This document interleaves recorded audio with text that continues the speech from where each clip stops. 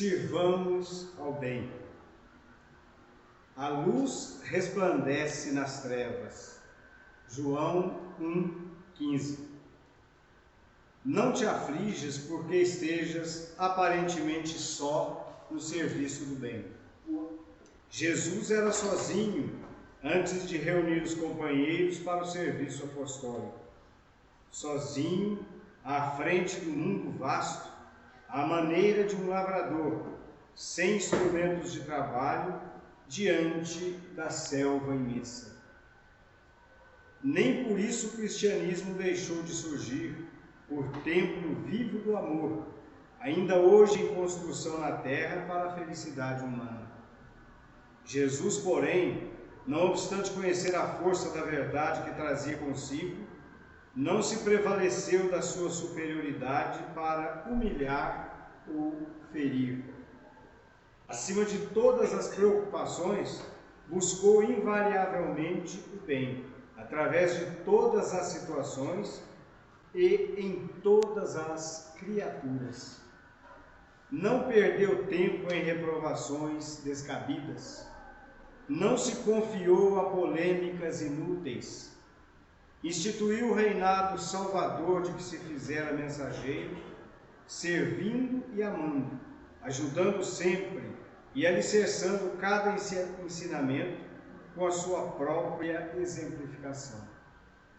Continuemos, pois, em nossa marcha regenerativa para a frente, ainda mesmo quando nos sintamos a sós. Sirvamos ao bem acima de tudo. Entretanto, evitemos discussões e agitações em que o mal possa expandir-se. Foge a sombra ao fulgor da luz. Não nos esqueçamos de que milhares de quilômetros de treva no seio da noite não conseguem apagar alguns milímetros da chama brilhante de uma vela. Contudo, basta um leve sopro de vento para extingui-la. Boa noite a todos. Que a paz do Cristo esteja conosco no nosso encontro para a continuidade dos nossos estudos espíritas. Nós abrimos a reunião com a leitura 107 do livro Fonte Viva, do Chico e do Emmanuel. E, igualmente, nós gostaríamos de estender a nossa saudação aos nossos irmãos que depois vamos acompanhar pelas redes sociais. Que, igualmente, todos sejam envolvidos pela luz do Cristo. E hoje nós temos mais um assunto para ser estudado, e esses assuntos que temos estudado aqui são todos eles de muita importância para o nosso crescimento espiritual. Hoje nós vamos contar com a colaboração do companheiro Carlos Gimenez, que está aqui conosco, já veio aqui à nossa casa outras vezes, Ele participa lá no Centro Espírita José Marques Garcia e vai tratar do tema aperfeiçoamento moral do homem.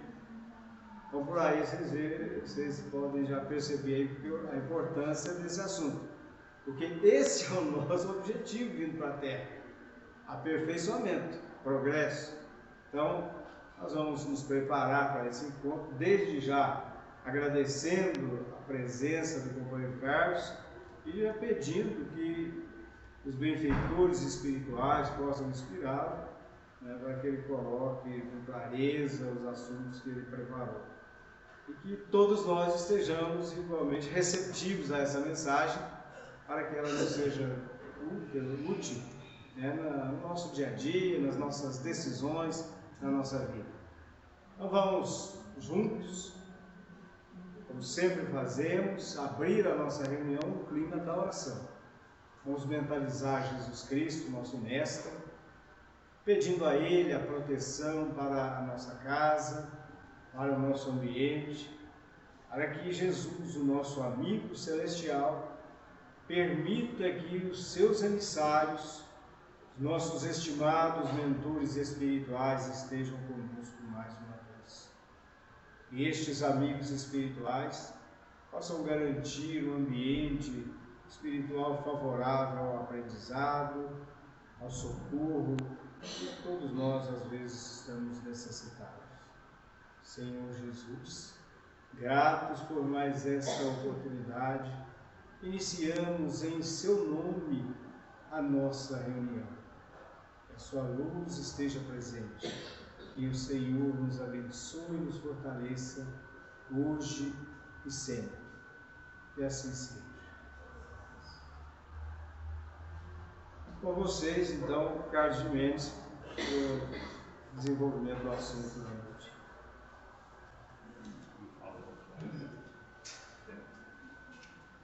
Você tem aí até 10 para as 9. Fique à vontade e vamos trabalhar. Boa noite, pessoal. Boa noite. Estou meio cabreiro com esse negócio de boa noite, porque fui fazer uma palestra numa casa aqui em Franca. Tinha uma senhora no cantinho lá, eu vi que ela não respondeu boa noite, né? E ela meio que não interagia durante a palestra, fiquei meio encucado com aquilo. Aí no final da palestra ela veio conversar comigo, falou: Carlos, nossa, quando você vem aqui é tão bom. Eu falei: mas por quê, meu senhor? Muito obrigado e tal. Não, mas quando você vem eu não preciso tomar remédio para dormir. Eu já começo a dormir na sua palestra, chego em casa e não durmo na palestra, eu não preciso dormir mais remédio. Então, quando alguém não responde boa noite com força, eu fico agora meio preocupado, né? Eu espero que alguém aqui já não comece a dormir. Então, vamos fazer uma boa noite mais forte para a gente poder reanimar os nossos propósitos. Boa noite a todos. Boa noite. Agora sim, espero que quem precisa continue tomando remédio, né? Que deixe para dormir em casa, não durante a palestra. Brincadeiras à parte, prazer muito grande estar aqui com vocês. Boa noite especial aos nossos irmãos que nos assistem pelas redes sociais aqui da casa. É muito gratificante para mim vir aqui, né? Acho que o Nilson não está aí ainda, né? Agradecendo a presença na pessoa do Nilson, o convite que sempre faz o convite para a gente vir aqui. Estava olhando aqui, o ano passado eu vim aqui em junho, estou voltando agora esse ano em outubro. É um prazer muito grande. E nós vamos falar sobre o aperfeiçoamento moral do homem, como o João já adiantou o nosso irmão aqui, né? E como ele já disse, né? Esse é o objetivo maior de todos nós, enquanto seres encarnados, estarmos aqui vestidos pelas vestes materiais, estarmos num corpo de matéria.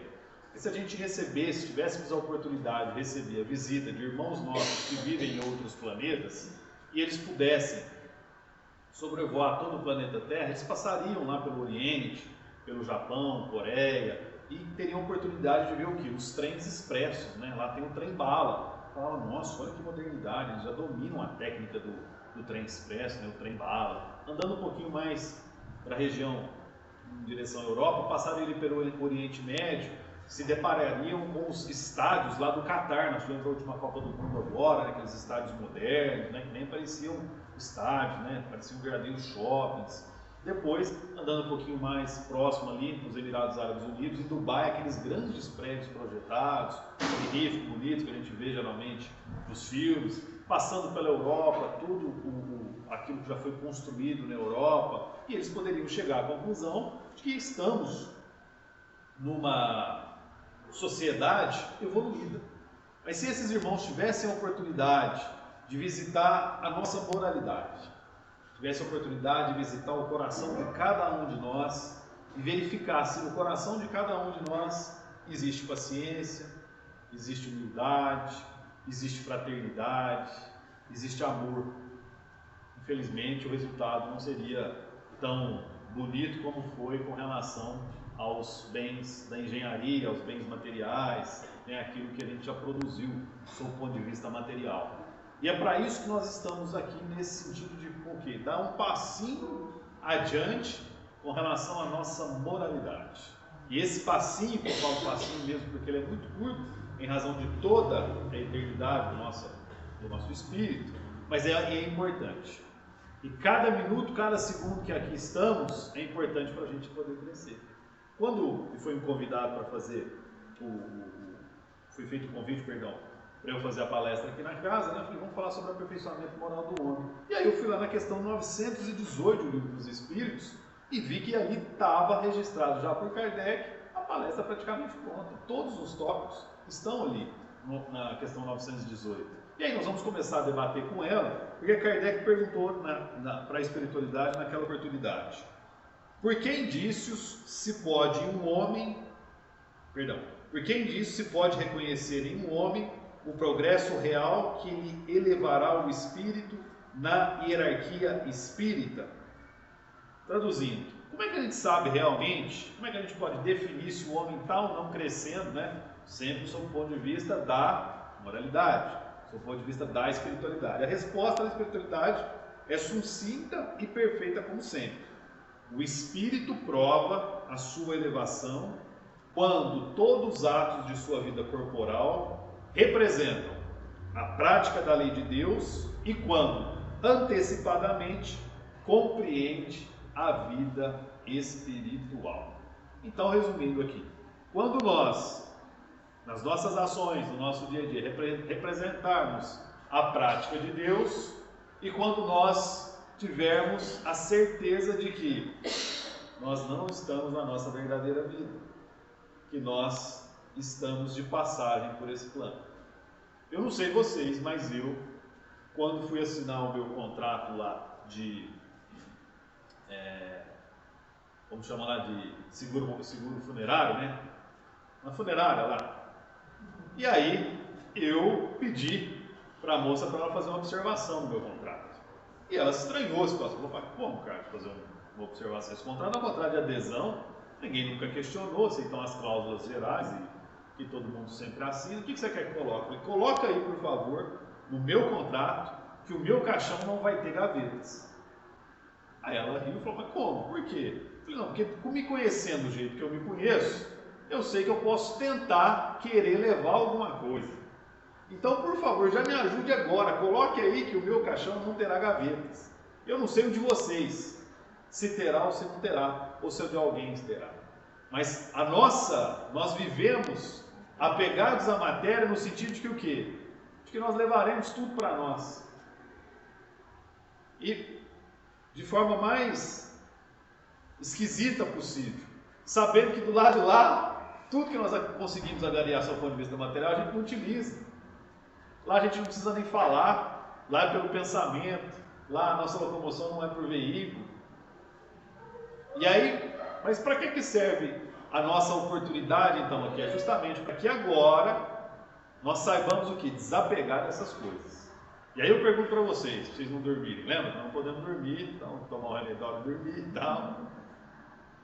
Nós estamos sabendo fazer esse desapego aqui enquanto é tempo? O que vocês acham? Sim ou não? Quem consegue fazer o desapego aí? Levanta a mão. Quem tem dificuldade de fazer o desapego, levanta a mão. Não é todo mundo que levantou a mão não, senhor. Você olha lá. O pessoal ainda também em dúvida. De repente, né? Vai que eu estou me desapegando, se eu não estou me desapegando. Tem um filme chamado, não sei se eu falei da outra vez que eu tive aqui, se eu falei me perdoe. Um filme chamado Baile das Loucas. Alguém já conhece esse filme? Já assistiu esse filme? O Baile das Loucas? Esse filme não é um filme doutrinário, mas é um filme interessante. Ele está lá na Amazon Prime Video, né? Agora temos várias plataformas de streaming, logo chega na televisão aberta. E nesse filme tem uma jovem chamada Eugenie. Eugenie é uma jovem por volta dos 25 anos. Ela e sua família, uma tradicional família da França, ali da segunda metade do século XIX, muito próximo de Kardec. E a Eugenie ouve vozes. A Eugenie vê vultos. A Eugenie sente coisas que não é dela. E, claro, naquela época, isso era tratado como algo muito esquisito, muito diferente. E ela, interagindo com as pessoas, de repente começava a falar com nada, de repente ouvia a voz, de repente vocês viram quem passou. E a família dela, uma tradicional família francesa, olhando aquilo de lado, né? Vendo tudo aquilo acontecer. E aí Eugenie, como faziam os jovens da época, né? Diferente de hoje, porque hoje os jovens aqui, o que os jovens fazem? Vão na sorveteria, né? Vão no restaurante, vão no barzinho, para fazer aquela confraternização. Nós aqui já fizemos isso quando estivemos na juventude, e os jovens de hoje fazem isso. Mas naquela época, os jovens da França, eles iam para a biblioteca. Estava lá Eugenie na biblioteca lendo, numa tarde, e aí tinha um rapaz lá que meio que se encantou com ela, né? Foi para lá, foi para cá e tal. E aí o rapaz toma a iniciativa de conversar com ela. E do nada, ele apresenta para ela, conversando, tentando ganhar a simpatia da Eugenie, uma bela jovem, apresenta a ela um livro chamado O Livro dos Espíritos. E ela achou interessante, até então não conhecia aquele autor, Allan Kardec, era tudo muito novo ali na França. E ela começou a ler as 1019 questões do Livro dos Espíritos. E aí ela começou a encontrar nas 1019 questões as respostas para tudo aquilo que acontecia com ela. Os vultos que ela via, as vozes que ela ouvia, os sentimentos que ela sentia. Só que, sempre tem um só aqui no filme, esse livro não chegou a tempo nas mãos do pai e da mãe dela. E o pai e a mãe dela, preocupados com a reputação de uma tradicional família francesa, faz o quê? Pega a Eugenie e fala: está doente, sofre de problemas psiquiátricos. E pega ela e interna no hospital psiquiátrico. Só que naquela época, os hospitais psiquiátricos faziam uns tratamentos bastante severos, bastante torturosos,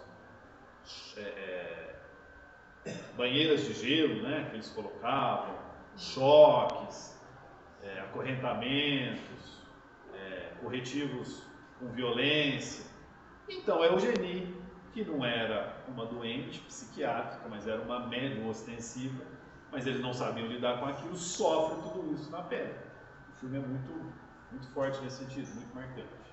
Chegando lá, a Eugenie conhece a chefe das enfermeiras, que é a Geneviève.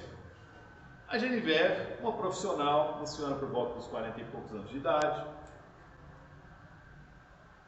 profissional reconhecida, chefe do setor de enfermagem do hospital, tinha tudo para ser feliz.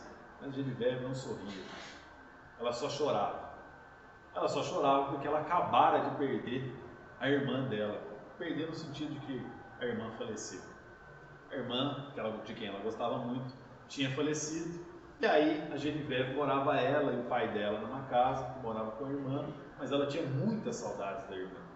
E o diagnóstico da Eugenie, quando a Eugenie chegou no hospital, era que o quê? O médico, na hora da amnésia, né, conversando, conforme conversava com todos os internados, falou: qual que é a sua doença, qual é o seu problema? Ela falou: não tem doença, não tem problema.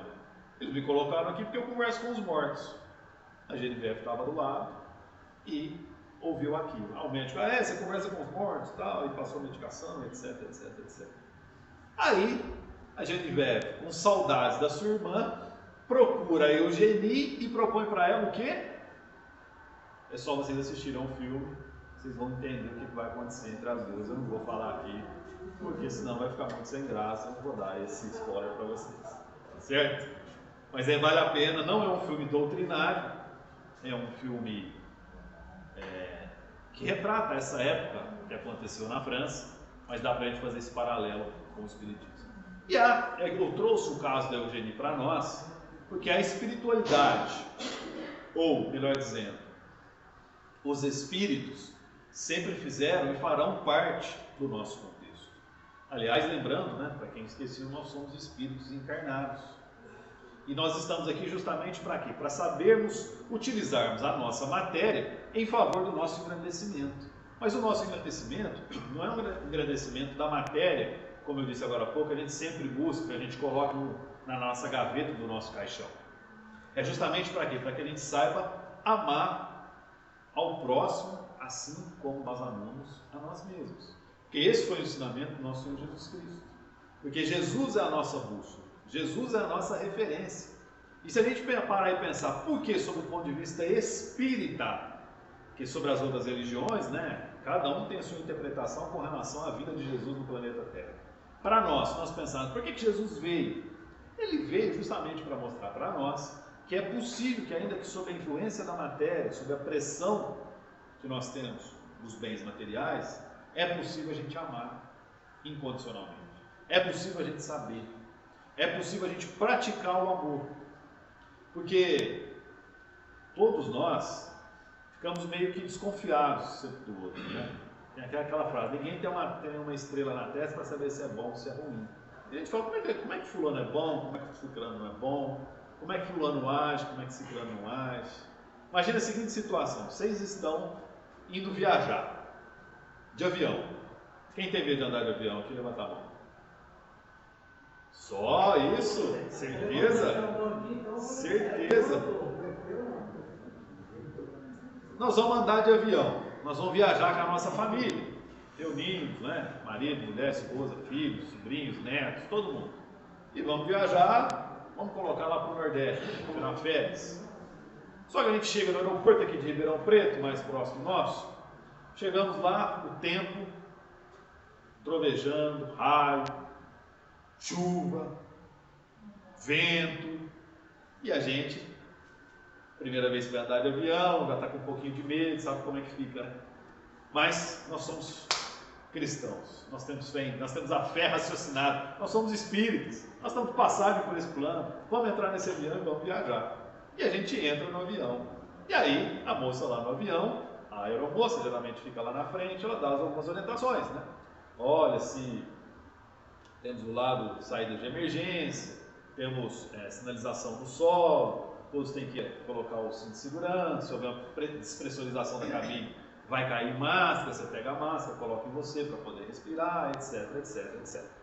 Logo depois da aeromoça, os comissários de bordo, vem geralmente o comandante do avião. E aí o comandante do avião entra, né? Geralmente ele fala da cabine, aí você só ouve o áudio, né? Só ouve o som. Ele fala geralmente assim: boa noite, senhores passageiros.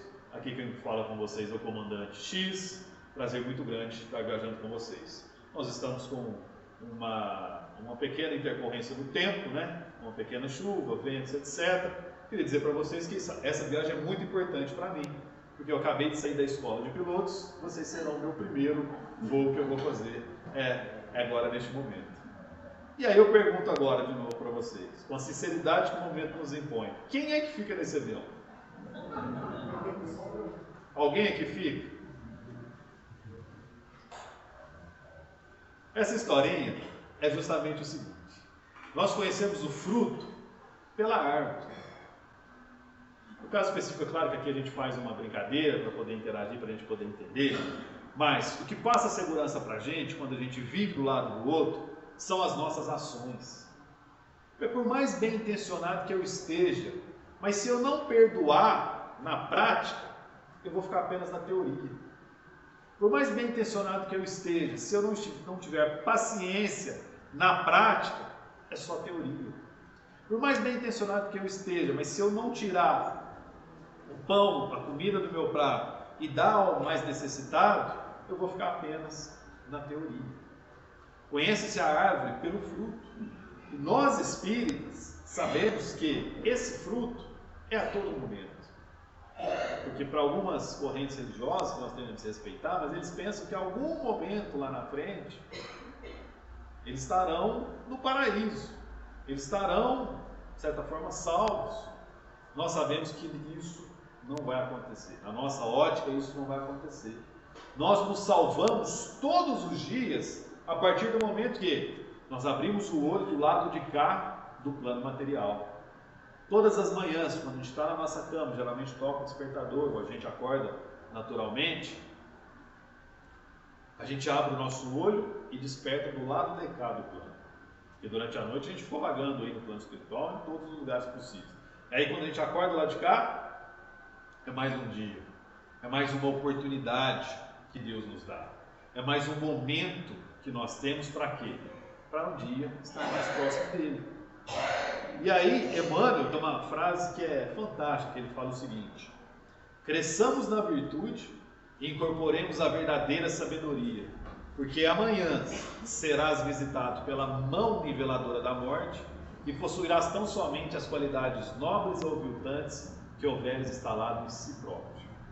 Vou repetir: cresçamos na virtude e incorporemos a verdadeira sabedoria, porque amanhã, a qualquer momento, serás visitado pela mão niveladora. Por que ele fala mão niveladora da morte? Quem é bonito morre? Sim ou não? Quem é feio morre? Quem é legal morre? Quem é chato morre? Quem é gordo morre, quem é magro morre, rico, pobre, corintiano, São Paulino, palmeirense. Mão niveladora. Todos nós passaremos pela experiência do desencarne. E aí continua, pela mão niveladora da morte. Possuirás tão somente as qualidades nobres e aviltantes que houveres instalado em si próprio. Mais um pontinho para a gente poder interpretar aqui. Eu fico preocupado, né? Com o meu filho que não me ouve, com o meu marido que não me entende, com a minha esposa que não faz o que eu quero, com a minha mãe que bate a cabeça, com o meu pai, com o meu chefe, com o meu vizinho, com o meu amigo. Houveres instalado em si próprio. A doutrina espírita não é a doutrina do outro. A doutrina espírita é a doutrina do si próprio. Por mais que você identifique defeitos no outro, por mais que você critique a postura do outro, por mais que você tente corrigir o outro, isso não está valendo nada sob os olhos de Deus. Porque a verdadeira reforma é a auto-reforma. É a reforma íntima, mas a reforma própria, que a gente gosta de fazer a reforma íntima do outro, né? Marido e mulher, então, são expertos nesse ponto, né? Porque você é muito assim, você é muito assado, você é muito preguiçoso, você é muito egoísta, você é muito orgulhoso, você é muito apegado à matéria, você é muito preguiçosa. Doutrina espírita é a doutrina do alto, do próprio, do si próprio. E aí, nessa questão 918, continua Allan Kardec. O verdadeiro homem de bem é o que pratica a lei de justiça, amor e caridade na sua maior pureza. Como é que a gente pratica a lei de justiça, amor e caridade na sua maior pureza? É nos isolando-nos no alto de um monte, ficarmos lá orando e vibrando para o bem da universalidade? Não é. Tem até correntes religiosas que pensam que isso é meritório, né? Com todo respeito. Nós sabemos que não. Nós sabemos que nós temos que dobrar as mangas, colocar a mão na massa e trabalhar. Tirar a fome de quem tem fome, tirar a sede de quem tem sede, tirar o frio de quem tem frio, levar o esclarecimento da palavra a quem está desesperado, ouvir a quem quer falar, abraçar a quem carece de um abraço, ter paciência a quem ainda não tem a condição de agir da forma como nós esperamos, como Jesus nos mostrou que devemos agir. É assim que o Espírita trabalha, é assim que ele faz a sua parte. Porque nós estamos aqui, né? Vou contar mais uma historinha também, não sei se eu contei da outra vez, se eu contei me perdoe. Que é a historinha de um rapaz chamado Arthur Nunes. Lembra se eu contei essa? Se eu contei também não tem problema. O Arthur Nunes era um jovem que morava com a sua mãe na cidade de São Paulo, capital. Um confortável edifício, alto, 20 andares. Ele e a mãe dele num apartamento lá em cima, centro da cidade de São Paulo, tudo muito fácil, shopping, cinema, restaurantes, escola próxima, curso de inglês, etc, etc, etc. O Arthur Nunes resolveu prestar o vestibular para engenharia da Unesp, na faculdade da Unesp. O campus da Unesp de engenharia é lá na cidade de Bauru, São Paulo, Bauru, mais de 500 km de distância. Ou seja, ele não poderia viajar todos os dias, tem que se mudar, obviamente. E aí, essa reportagem eu vi no programa Profissão Repórter, que eles estavam relatando vidas de pessoas que mudaram depois da pandemia, depois da pandemia do coronavírus, do Covid. E aí mostrou um casal que adotou filhos, uma pessoa que abriu um negócio, e aí pegaram a história do Arthur Nunes para mostrar que a vida dele tinha mudado. Antes da pandemia ele estava no conforto do lar na casinha da mamãe, né? Quem gosta da casinha da mamãe aí? Comidinha do jeito que a gente gosta, roupa passadinha, quarto organizadinho, né? Mãe, quero isso, mãe, quero aquilo, tá. A mamãe está sempre ali, né? E aí, ele prestou o vestibular. Então mostraram a casa dele na cidade de São Paulo, esse apartamento confortável, como era a vida dele, e lógico, depois foram mostrar como é que seria a vida dele lá em Bauru, numa república. República é um monte de jovens que, onde cabe 10, eles colocam 15, para ficar mais barato, obviamente, e lá eles alugaram uma casa que estavam 15 pessoas, só que a casa ficava na periferia da cidade de Bauru.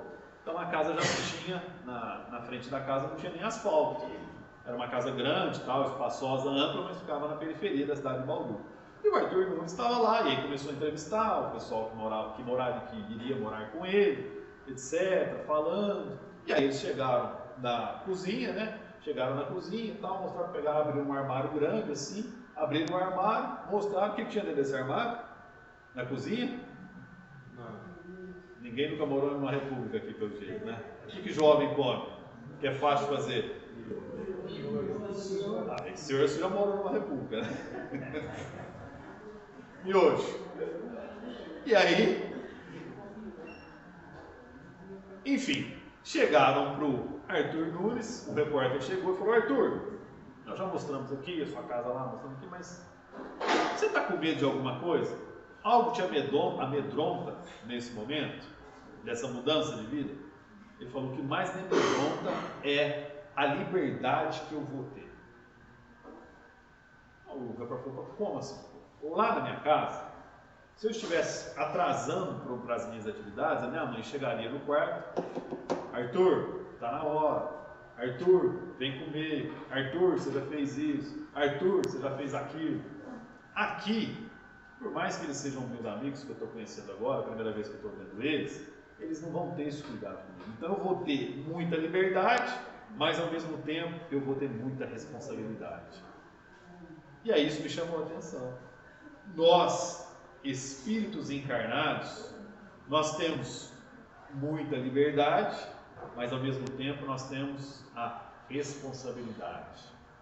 E aqui, enquanto encarnados, muitos de nós esperamos a figura da mãe, que pode ser um irmão, pode ser um pai, pode ser um filho, pode ser um dirigente, pode ser um vizinho, chegar para nós e falar: ó, acorda,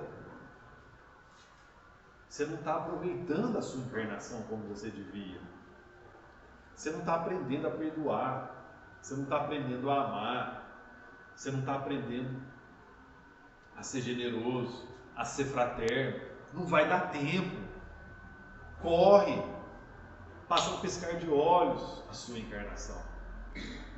Nós esperamos na figura de alguém, que alguém chegue, mas na maioria das vezes essas figuras, essas pessoas até chegam, mas ainda nós não estamos abertos o suficiente. E aí surge o que?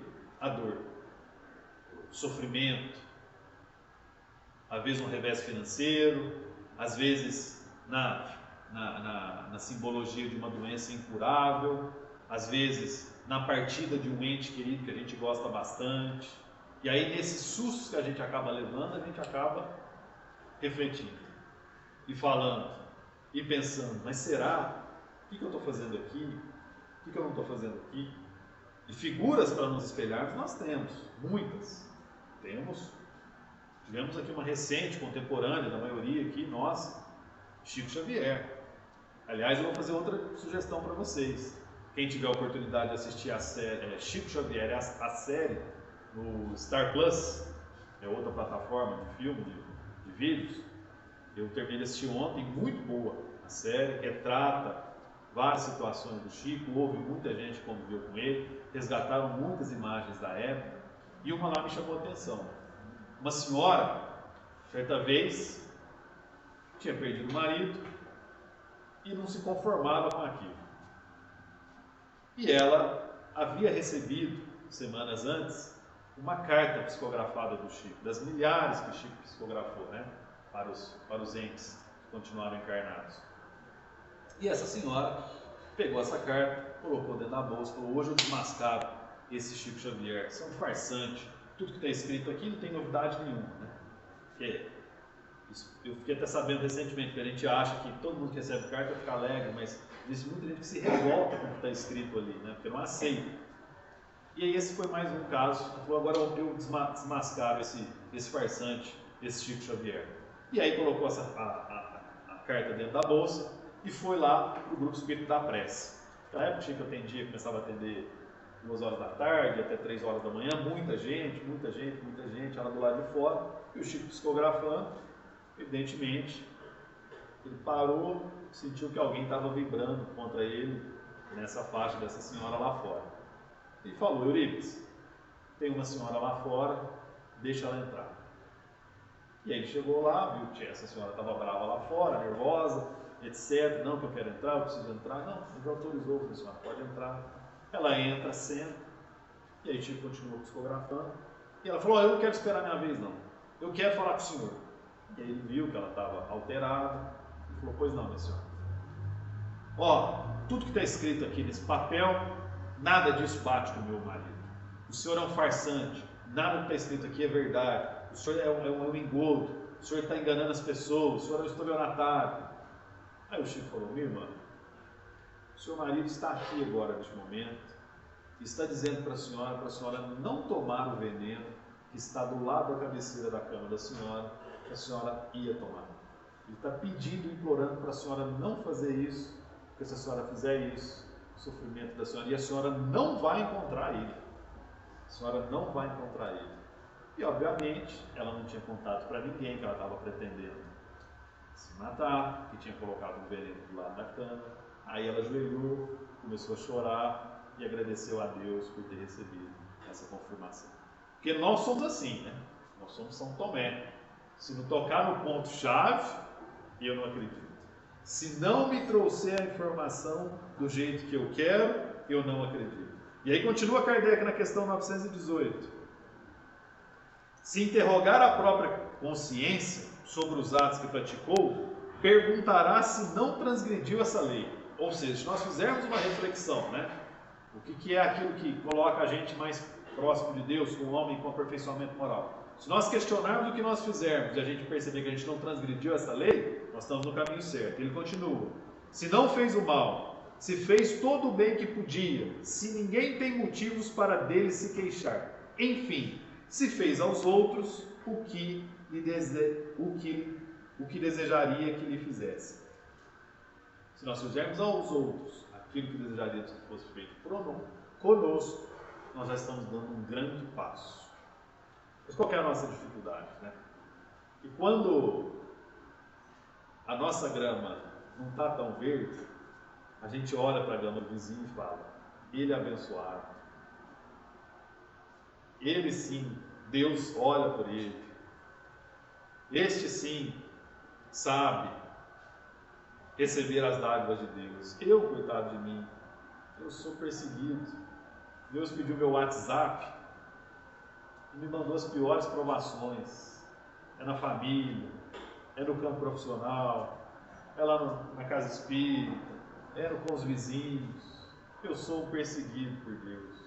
A gente se considera, né, um perseguido por Deus. E a gente esquece que a oportunidade nos é fornecida todos os dias, a todos os momentos. E aí tem Emmanuel com uma frase: que o viver não se circunscreve ao movimento do corpo, nem à exibição de certos títulos convencionais. Porque às vezes a gente começa a viver ou agir para o outro. Eu faço ou deixo de fazer o que é bonito para o outro. E a nossa sociedade, por uma questão até de evolução do mundo, nós ainda estamos no mundo de expiação e prova. E aí tem algumas questões que até acontecem, estão acontecendo neste momento, né, de forma geral, com algumas discussões: libera isso ou não libera isso, pode isso ou não pode isso, descriminaliza isso ou descriminaliza isso. E nós espíritos esquecemos do principal, né? Qual que é a nossa bússola? Qual que é o nosso exemplo? Jesus Cristo. Então é muito simples. Se é a favor disso ou a favor daquilo? Responde para a pessoa: não sei. Jesus seria contra ou seria a favor? Se é a favor disso ou a favor daquilo? Não sei. Jesus seria contra ou seria a favor? O que Jesus faria, eu, enquanto cristão, devo fazer igual. E não por eu gostar de tal corrente de pensamento ideológico, de não gostar de tal reflexão, de um lado para cá ou de um lado para lá, Não porque o fulano ao qual eu votei faz isso, ou faz aquilo, ou deixou de fazer isso, ou deixou de fazer aquilo. A nossa referência é Jesus. Este não errou. Ele já provou para nós como devemos nos portar. E algumas questões básicas onde batem a nossa porta, está batendo a sociedade, devemos ou não liberar isso, devemos ou não fazer com aquilo, devemos ou não fazer aquilo outro. Simples. Nós vamos nos afastar da nossa bússola, nós vamos afastar do nosso exemplo maior, e aí nós vamos fraquejar. Nós vamos o quê? Nos perder nos caminhos. E claro, e aí tem um amigo meu, né, que não é espírita, e não é, aliás ele não segue nenhuma religião, mas ele brinca comigo, me cutuca, né? Ele fala, Carlos, eu não tenho preocupação em evoluir agora, eu não vou ter outra oportunidade? Eu falei, vai, sempre nós vamos.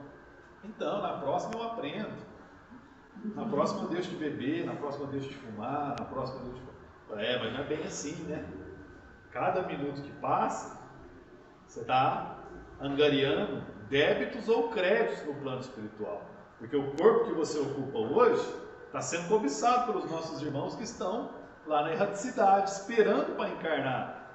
Há um controle. Há um controle de Deus, há um controle aí do plano maior, né? E enquanto nós que aqui estamos, outros estão querendo chegar. Então quem está aqui está utilizando uma oportunidade. E aí a nossa dificuldade é, às vezes nós não sabemos utilizar essa oportunidade que nos é concedida. E a gente começa, entre uma ou outra situação, a gente age conforme a conveniência. E nesse agente conforme a conveniência, eu vou contar a historinha para vocês que é do mito do Anel de Giggs, que está no livro A República de Platão. Certa vez um pastor estava com suas ovelhas, pastoreando elas, de repente ele vê passar uma bola de fogo ao longe. E ele ficou curioso com aquilo. E ele pegou terminou ali de pastorear as ovelhas, recolheu elas e foi lá tentar seguir a trajetória daquela bola de fogo. Chegando lá, ele viu que tinha uma espécie de uma bola gigante de metal e tinha batido lá embaixo. E dentro dela tinha alguma coisa.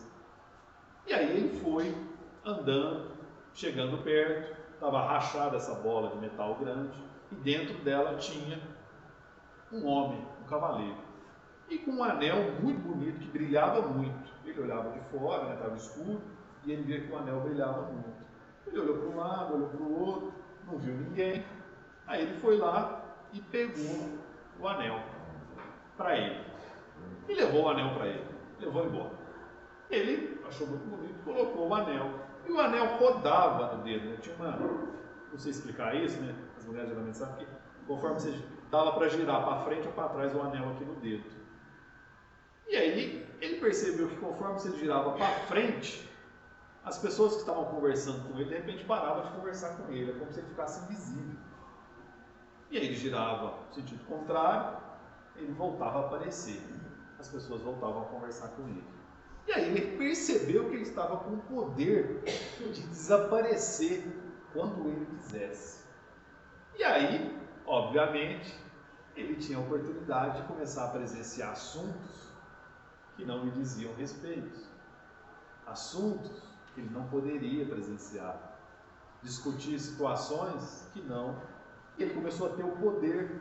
E aí ele começou a ter essa ambição de querer participar de tudo. Tanto é que ele foi lá, cobiçou a mulher do rei, matou o rei, assumiu o trono e virou rei. Essa historinha mostra para nós que nós fazemos determinadas coisas somente pela pressão da sociedade. Que tem aquela frase: você quer saber o que é ética? Ética é você fazer sozinho aquilo que você faria na frente de uma autoridade policial. Nós nos pautamos pela proposta do outro. Então, se é bonito ter um carro amarelo, nós vamos em busca do carro amarelo. Se é bonito, à frente dos olhos da sociedade, não seguir as leis dos homens, nós não seguimos as leis dos homens. E aí é nesse sentido que eu falo que a gente se perde. Que as discussões que estão surgindo de fazer ou não fazer, liberar ou não liberar, está nos afastando da nossa essência. Está nos deixando distante da lei de Deus. E algo que é imperativo na nossa vida e na vida de todos são as consequências da lei de Deus. Porque nós podemos, o Espiritismo é muito claro, nós podemos fazer o que nós quisermos, das formas que nós quisermos. Ou podemos não fazer as coisas que devem ser feitas. Mas tanto fazer quanto o não fazer, vai o quê? Vai nos trazer uma consequência. Vai nos trazer a lei de causa e efeito, ela é inexorável, ela vai e ela volta. Daí porque a conclusão é muito simples. O aperfeiçoamento moral não serve para nós ajudarmos aos outros. Mas no fundo, o verdadeiro egoísta pratica o bem, porque ele sabe que aquele bem vai voltar para si próprio. Ele vai voltar para a condição.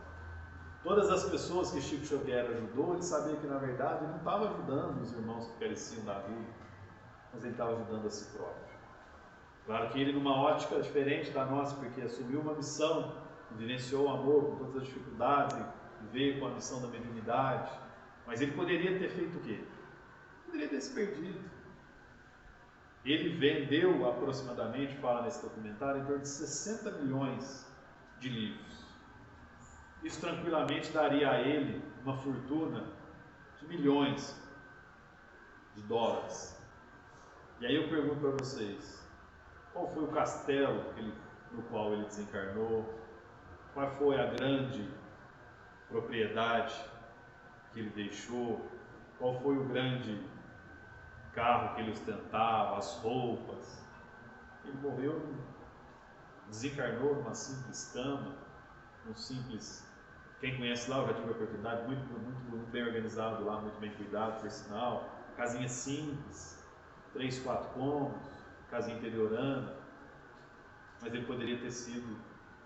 E todo o dinheiro que, entre aspas, ele produziu e movimentou, né, através da psicografia com os espíritos, ele deixou para os irmãos necessitados, para as entidades que recebiam e recebem até hoje. Então ele mostrou, através do fruto da árvore, que quando a gente faz o bem ao próximo, nós não estamos fazendo bem ao outro, mas pela sagrada lei de Deus, a nós todos. E o aperfeiçoamento moral, que é a oportunidade que nós temos do berço ao túmulo, é justamente para quê? Para que nós um dia estejamos mais próximos de Deus. E esse estar mais próximo de Deus passa necessariamente pela oportunidade de sermos melhor a cada momento. Para isso eu te desejo vida, longa vida. Eu te desejo a sorte de tudo que é bom, de toda alegria ter a companhia, colorindo a estrada em seu mais belo ponto. Eu te desejo a chuva na varanda, molhando a roseira para desabrochar, e dia de sol para fazer os teus planos nas coisas mais simples que se imaginar. Eu te desejo a paz de uma andorinha e um voo perfeito contemplando o mar, e que a fé movedora de qualquer montanha te renove sempre e te faça sonhar.